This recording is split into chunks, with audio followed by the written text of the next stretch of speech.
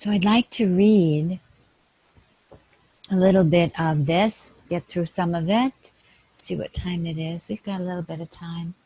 And sort of talk about some of what's here, if you'll allow me, from this week's Dear Heart letter.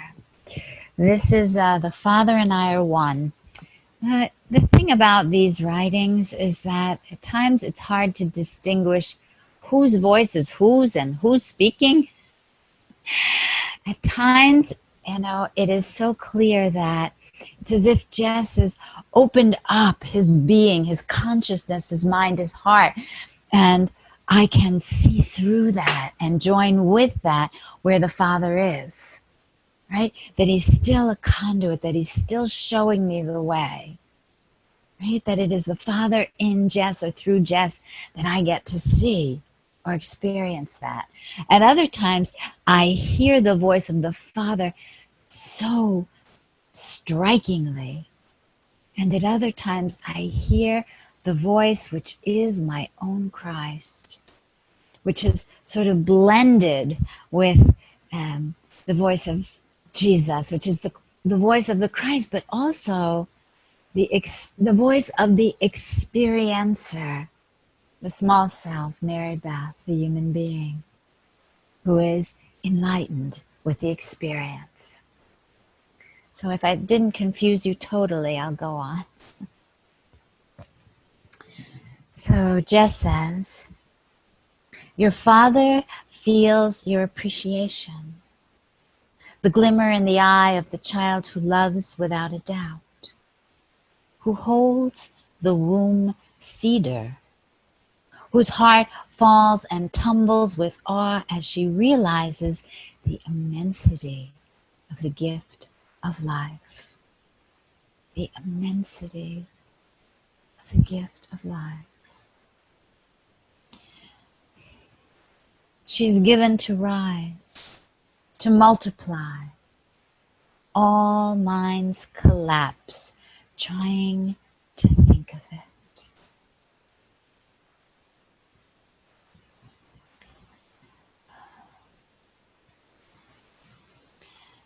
When I think about, or when I have this realization of the immensity of the gift of life, the recognition is that I am not the source of my life. That life is a gift. That it is a bestowal, literally, of God's self, God life, through which I too have many gifts to give. She says she is given to rise, to multiply. What is this rising and what is this multiplying? When we think of the word rise, we think of ascension. The child whose heart falls and tumbles with awe ascends or rises in Christ consciousness. She multiplies. What is this multiplication? Remember, in the Bible, he said, be fruitful and multiply. Because God is everything, everywhere. The becoming, the multiplication of the self is the becoming and expression of God in everything, everyone, everywhere, and everyone. It is more than I could ever dream of being or experiencing in small self. So seeing as I saw, this is Lily speaking, and Lily is the name that that Jessie calls me. So Lily, seeing me as the one grandpuppy that Jess spoke of,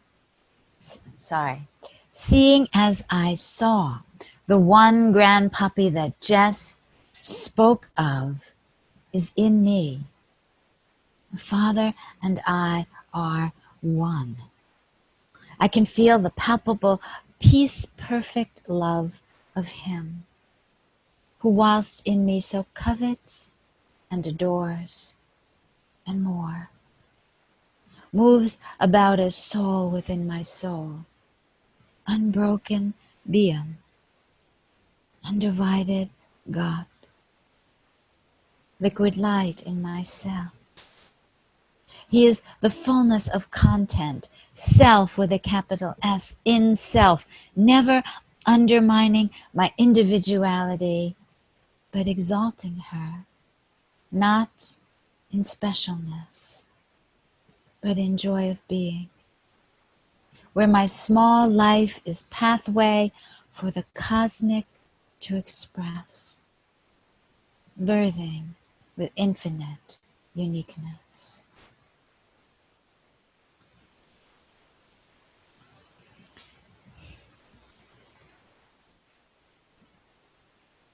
Who in me so covets and adores. Is this the face of the Father that you know? Who moves about as soul within my soul. This is like an experience of being overshadowed, right? It's like recognizing that the big is in the little, or that the drop contains the ocean, or that the rock is the mountain.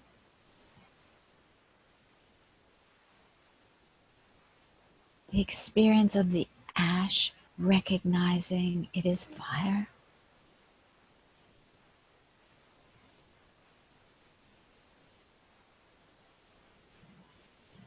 There is no limit to what God shall give. The pure artistic authorship from recesses of deeper mind. From recesses of deeper mind. God is not shallow. I give Him deepest access. Though He is the deep, He fathoms in me. He is the deep. He fathoms in me. It's like saying He is the ocean He swims in. It's as if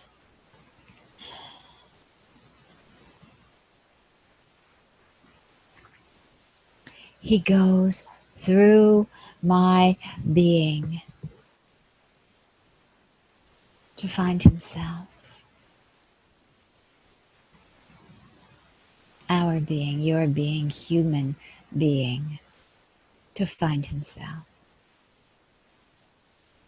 And surfaces through my body the vibration of His wave cresting on my skin, through my senses. My body which breathes His bodilessness. Though I have tried to enflesh His spirit, there are no restraints. There are only limiting beliefs.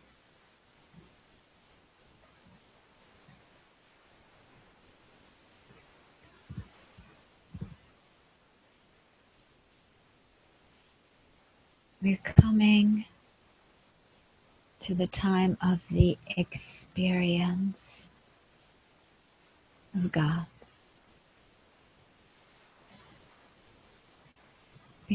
Because God would experience heaven on earth.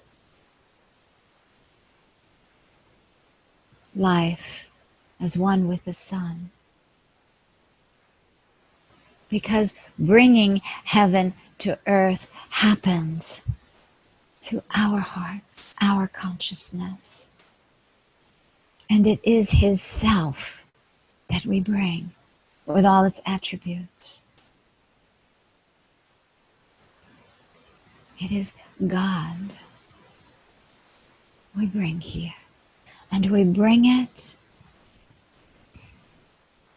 childlike.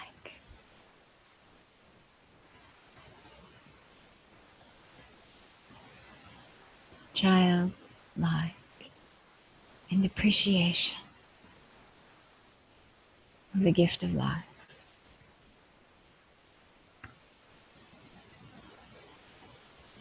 I'm going to read just one more verse here, and then I will leave the rest of it. But he says, "He that writes these lines and holds the pen and watches with great satisfaction the words pouring forth, and the sufficiency ours, not my sufficiency, not his sufficiency, but ours, because unity is the only sufficiency, because he in me doeth all things I cannot do, and I in him become all that he gives, accepting his thoughts to his joy. I see, am this I.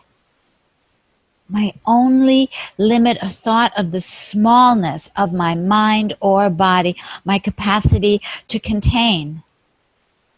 For miracles, for wonders, for great ministrations are seeking passage through my soul. For miracles, for wonders, for great ministrations are seeking passage through your soul. How tenderly and lovingly I would surround thee.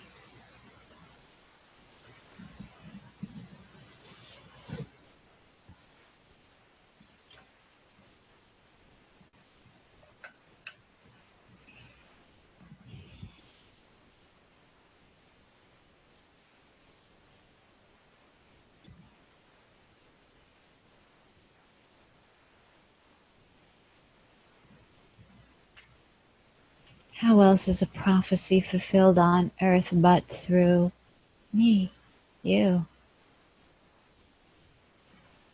How else would God walk his garden if not through, with you and me? To say I walk with God is not to have some deity moving along beside me. To walk with God is to walk with God, letting his soul overshadow, giving him my will, becoming childlike, to find that he is childlike. How else could he come? If he was overbearing and harsh and dictatorial and authoritarian, how could he come into the child, into the innocent? He that comes is like the one that receives him, childlike.